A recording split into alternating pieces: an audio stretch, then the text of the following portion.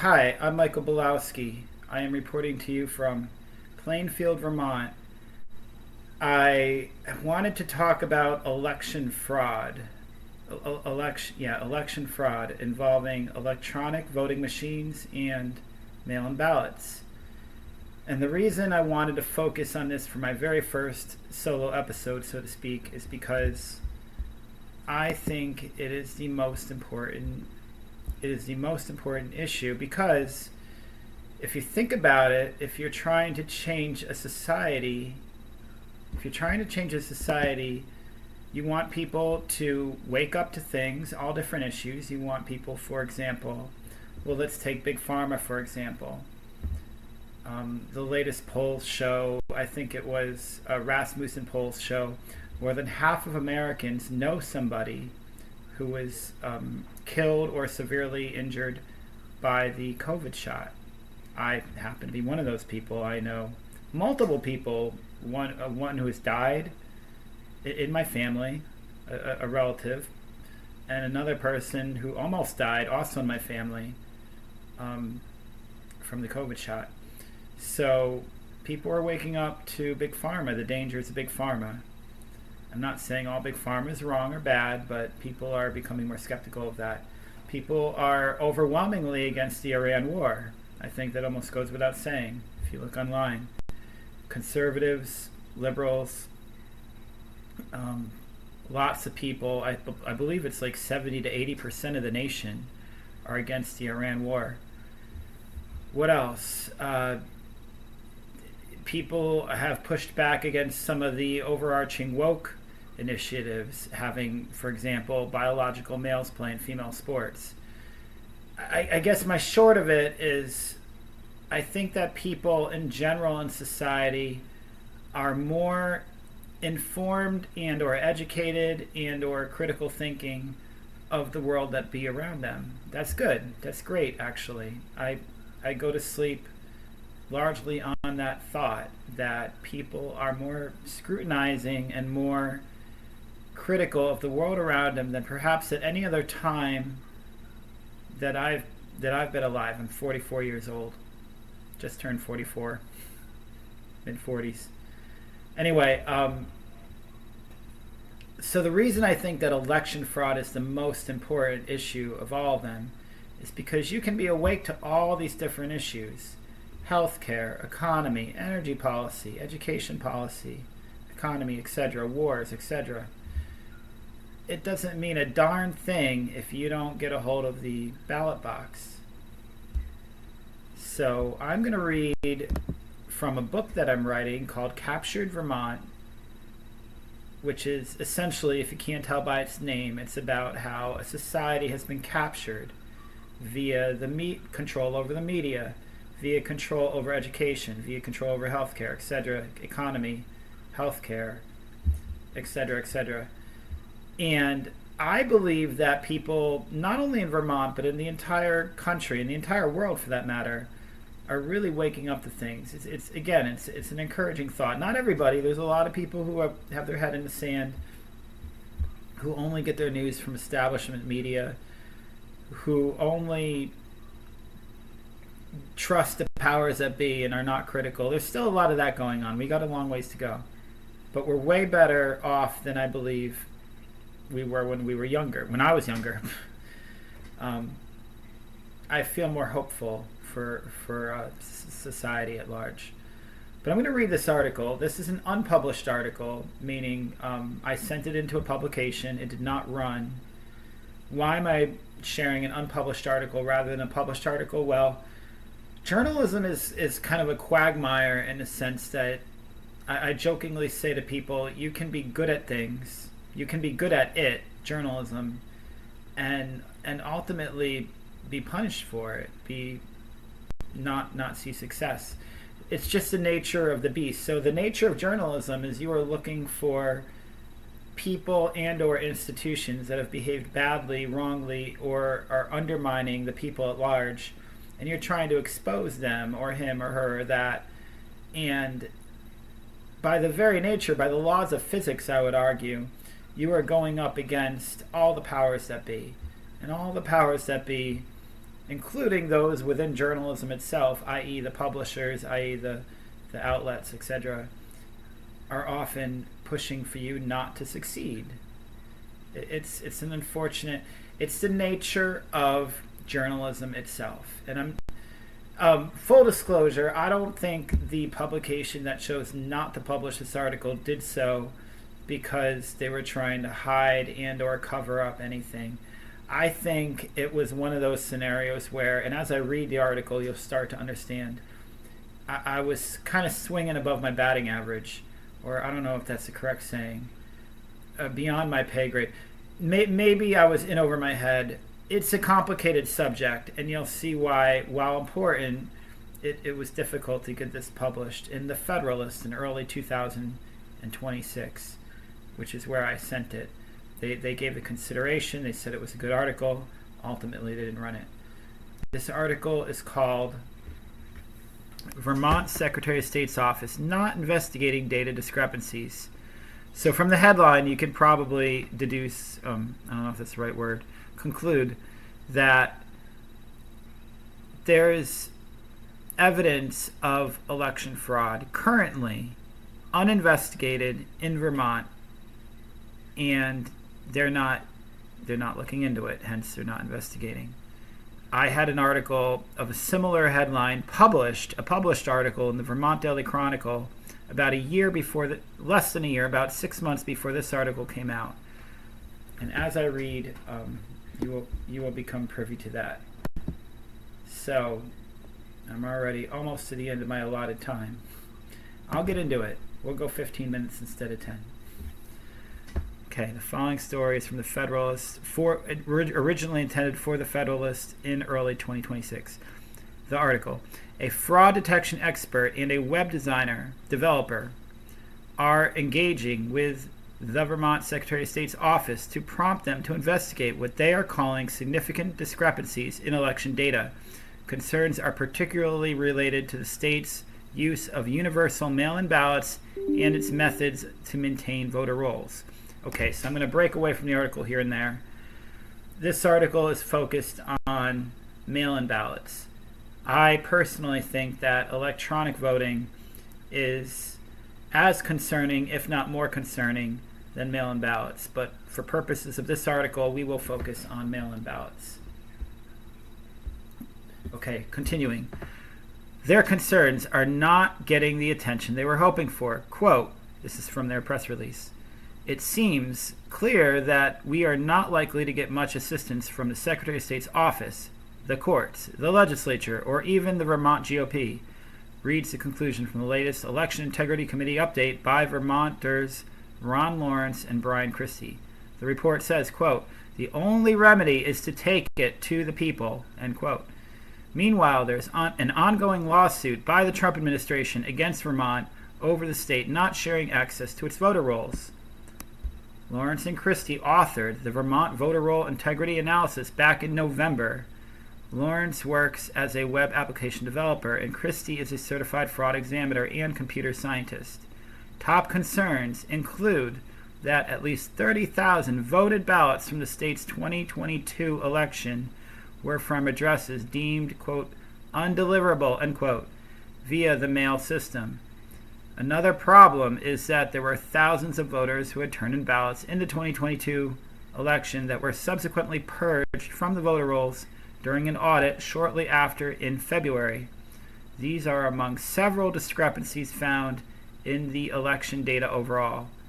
In November of 2025, the Secretary of State's office responded to inquiries via a story for the Vermont Daily Chronicle, that's my story, on potential explanations for these findings. When the Federalist reached out to the Secretary of State's office on Friday, this is early 2026, to ask how their office plans to further investigate these claims, the answer from Sean Sheehan, Director of Elections and Campaign Finance, was, quote, we stand by our previous statement, end quote. Those statements from November included a potential, as in not confirming or solid, explanation for the undeliverable voted ballots. Brian Mills, Secretary of State's Chief of Staff, wrote in an email, quote, clerks report that addresses deemed erroneous by USPS systems can often be delivered as local carriers understand the addresses to be as local carriers understand the address as provided by the voter, even if it is officially an improper format. Ultimately, this means that someone cannot bounce a voter-provided address off the USPS system, be told that the address is undeliverable, and assume that the mail did not get to the recipient. So, this is me backing away from the article. These are theories offered by the Secretary of State's office. These are not official explanations. These are not official answers. They did not do an investigation and say, this is what happened. They took the questions that I sent them and offered theories from their end on what they believe could have been the explanations for why we got these discrepancies. To be exact, it was over 31,000 ballots that were voted from quote-unquote undeliverable addresses, meaning they could not return these ballots if they wanted to. So as you can imagine, mail-in voting, if you cannot confirm where it came from, that's a problem from an integrity perspective. Okay, continuing. Lawrence is unconvinced with this explanation. He said, quote, all of the things that they say are true, but they do not address the sheer numbers that we found. So he's saying the scale of the how do I say, muddy ballots. The scale of the problem is too large for their explanations to be sufficient. All right, this is my commentary. But getting back to the article, he added, there's 18,000 that are part of the list that's used to mail out ballots. So the Secretary of State's office knows that the U.S. Post Office thinks that 18,000 of those ballots mailed out in September were undeliverable. On the purge of voters from the rolls just months after they had voted, the Secretary of State's office had this to say, quote, one reason is that the voter was active in the September prior to the election, was mailed a ballot, and then was challenged by local officials prior to February. This is the system working, and the statewide mailing actually helps facilitate this process. Lawrence, again, is not convinced. He responded, how do you have people who get an absentee ballot and apparently return it disappear from the rolls by February? It's certainly an unexplained anomaly, end quote. Lawrence said his biggest concern regards Vermont's method to upkeep its voter rolls. All right, I'm going to break away from the article now because it goes a bit longer, and I don't want to spend the entire time just reading. But I will wrap up my commentary, which has already gone over the limit. We don't have a limit, but I said I would keep it to around 10 minutes. We're already going over 15. So again, election fraud, whether you believe it's happening or not, election integrity is of utmost importance, because if people are waking up to problems in society, be it the dangers of big pharma products, be it the rising cost of energy via mandates to use experimental technologies, such as wind and solar, which have much higher per kilowatt cost. Going on a tangent. People who are critical of any number of things in society, they're waking up to them. They are. I've been a journalist for over a decade. People are waking up to all sorts of stuff. I mentioned the Iran war. I think most Republicans, at least half, and definitely most Democrats, they don't want this war. They don't want that war. And I could do a whole other show on that. But again, I don't want to go on too many tangents. But my point, what I'm trying to say is, people at more than any other point in history, thanks to the internet, thanks to social media, thanks to the I hold high regards for Elon Musk buying X 5 years ago or whatever it was, because I feel like before that there was a lot of censorship in social media, and he was able to break that chain, and not only break it for X, but also force Facebook and some of the competitors to follow suit, because the competitors knew you can't compete if you're being branded as a censorship platform, and people feel like there's another platform X, or literally platform X, that is not censoring. So we have a lot of free speech, better free speech than we had. I don't think it's perfect. We have the internet. We have Spotify with podcasts like Joe Rogan and Tucker Carlson, anyone you can think of. And now you have us. You have The Last Defense. And you have me, Michael, and Damon Carrollton. People have unprecedented access to non-controlled information, i.e. information that's coming directly from the producer, not through a corporate media safeguard, gatekeeper, whatever you want to call it. And so getting back to the theme of election fraud, I believe that this is the final, I don't know what quite the phrase is, but this is the final card to fall in the great establishment control over our lives, whatever you want to call it. The New World Order, the establishment, the 1%, the elite, the global elite, the corporate elite, whatever you want to call them, whatever you choose to call them, they require control over the information we get, and they require our compliance in believing what they want us to believe. Humanity has won that battle. Not completely. We still got a ways to go. But I think humanity, compared to 10, 15 years ago, 20 years ago, 5 years ago, humanity's waking up on all different issues. Again, not everyone's informed. There's a lot of people. I get things wrong. Everybody gets things wrong. But humanity is more well equipped with access to unfiltered and largely truthful information now, today, than at any other point in human history, I believe.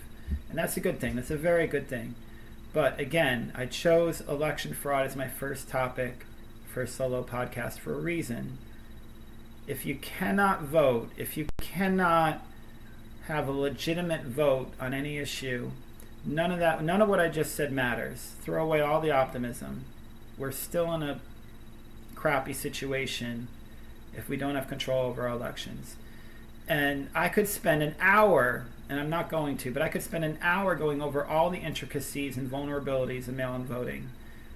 And I already read the beginning of that article and showed some of the discrepancies in information and feedback that we're getting just in Vermont, where we have universal mail-in ballots. That means everybody gets a ballot, whether they request one or not. It used to be mail-in voting was they would call it an absentee ballot. That means it's somebody who cannot get to the voting booth, usually military, or perhaps somebody who has a chronic illness where they can't get out of bed. You would have to provide a reasonable, tangible excuse to your clerk's office, and they would have to determine that to be a valid excuse. They would have to verify who you are, your address, probably your ID, all those things, and then finally you would get a ballot. And still, I believe that system is vulnerable to fraud.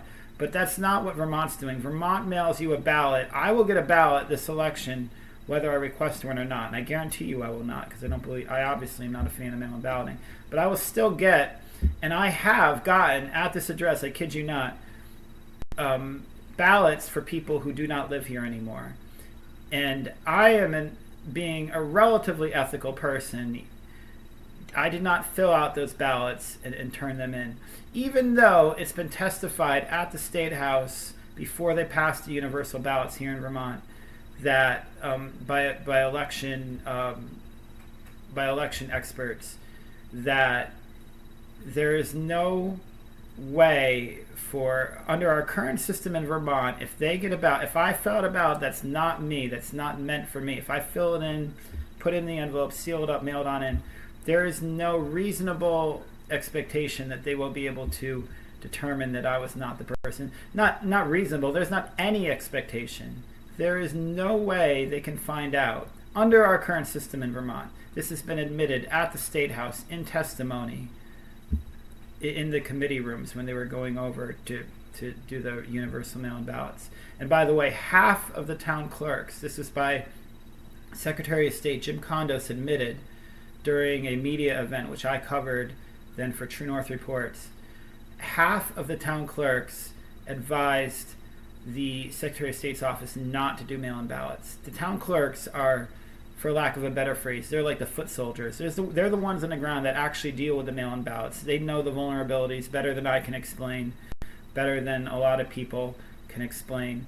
If half of them are saying don't do it, that means don't do it. But anyway, the short of the story is they did do it, and I will get a ballot. I'll probably get the same extra ballots for people who used to live here again.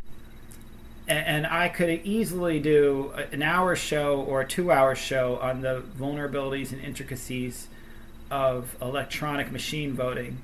But to keep it concise, I will just say we, in every town clerk's office in Vermont currently, as I speak, as we do this podcast, in every single town clerk's office, there are the Dominion voting machines, which have been proven in federal court using nothing but a ballpoint pen and a memory flash card.